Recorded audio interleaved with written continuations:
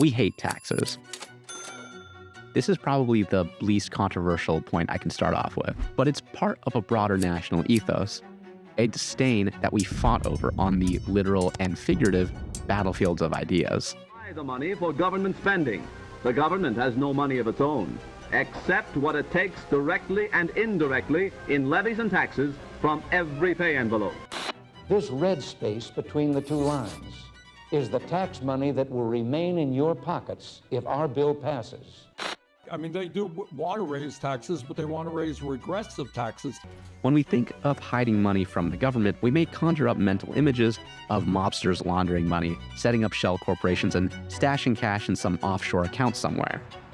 But what if I told you that all of that is wholly unnecessary, and you could hide, say, $1 billion right here, and it would be very legal?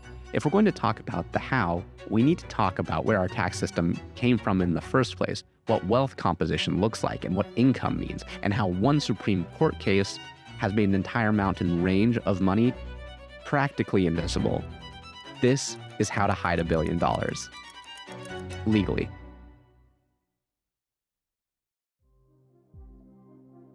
Let's talk about how we get two pools of money.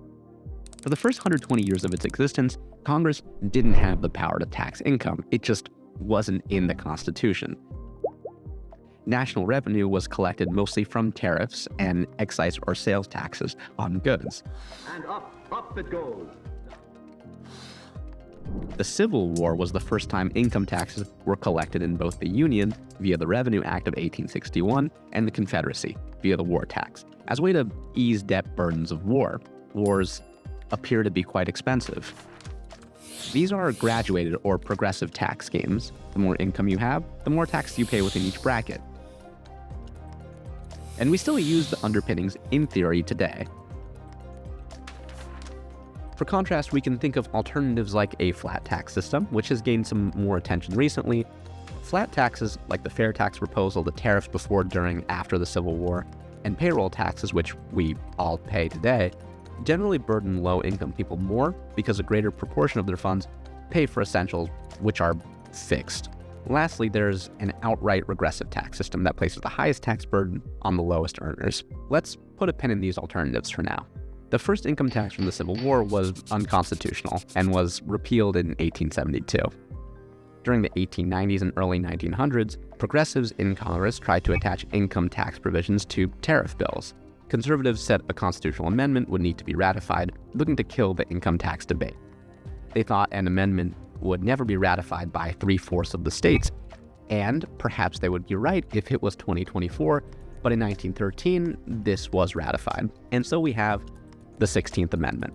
The Congress shall have the power to lay and collect taxes on incomes from whatever source derived, without apportionment among the several states, and without regard to any census or enumeration. Wow. That is some awful interesting wording that I'm sure won't be an issue moving forward. Anyway, there's this Supreme Court case in 1920 called Eisner v. McComb. It centers around the definition of the word income. Myrtle Eisner, an owner of 2,200 shares of the then oil giant Standard Oil before it was broken up into 34 pieces, received a stock dividend of another 1,100 shares of stock. But she had to pay taxes on those 1,100 shares, equivalent to roughly $570,000 today, because the stock dividend was viewed by the IRS of the time as income. The case posed the question of whether this dividend paid in stock qualified as income, to which the court said, "Oh my God, bro. Oh, hell no, man." Because no profits had been realized. So we have in essence two pools of money: capital, which is easy to hide, and income, which is materially less easy to hide. This is the definition problem that'll allow us to hide our $1 billion. The fundamental relation of capital to income has been much discussed by economists, the former being likened to the tree or the land, the latter to the fruit or the crop. And this definition problem poses other issues like preferential treatment, intentional or not, and timing.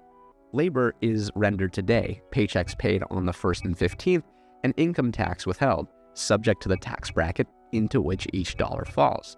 But capital and investment is bought today and can grow and grow and grow, and so long as no fruit is realized, all the fruit plucked or the tree itself sold in whole or in part, there is no realization of income.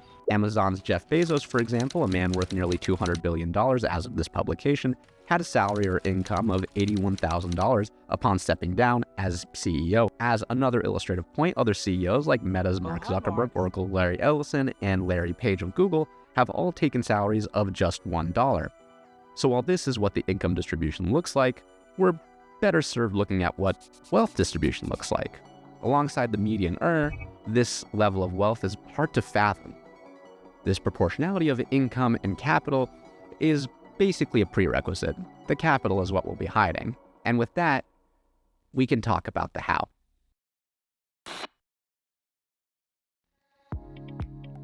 Are you tired of paying your fair share? Will cashing out on your equity compensation and other investments have the pesky IRS knocking at your door? Well, you're in luck. Statecraft Billionaire's tax services can provide you with the strategies you need to exploit systemic shortcomings in the tax system that definitely don't have ramifications for broader society's well-being. We've helped dozens of your peers reduce or avoid their tax bills altogether, making their overall tax rates a fraction of the average American's overall rates. Our tried and true strategies include borrowing against your equity. Billionaires like you have no issue getting great terms on loans. Spend the borrowed money and pay it back. Those loans aren't income, and you haven't sold any shares, shielding you from capital gains taxes and income taxes. And before you pass, we'll help you place those shares in a trust for your heir. All that appreciation when you were alive doesn't count anymore. Lay the groundwork for generational wealth.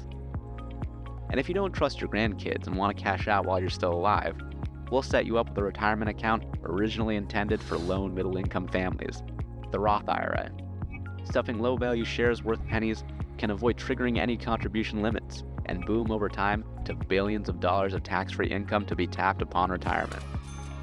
And even if we can't completely eliminate your tax bill, we can certainly lower it. Just use a pass-through entity like an LLC or a partnership. These LLCs don't really do anything except reduce taxes owed on business income by 20%. We'll chase down every deduction from every private jet and yacht ride, every nonprofit, and every sports team that simultaneously only ever increases in value but demands deductions and write-offs for players' contracts and facilities that make them look like huge losses. You know, the true hallmarks of fabulous wealth. Remember, this system is and continues to be constructed in your image. With its faulty definitions, no wealth tax, active sabotage, and even mostly regressive state-level tax systems, there's no reason to pay your fair share. Don't delay. Call Statecraft Billionaire's Tax Services today. And I would pay for it by taxing the wealthy a little bit more.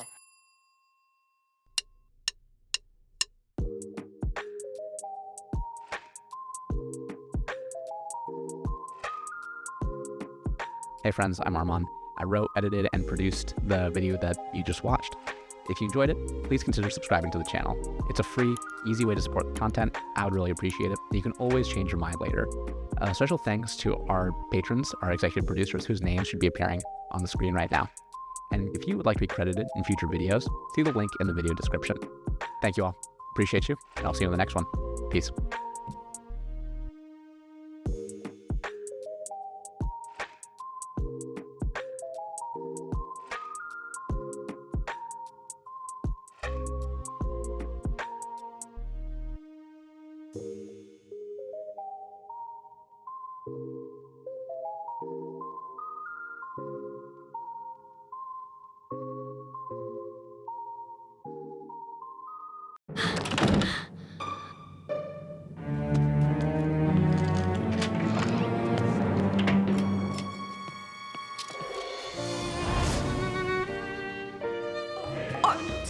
Call on the power of thy sacred shrine.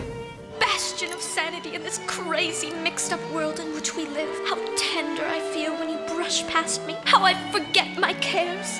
How the essence of you lingers, sweetening the air. And I...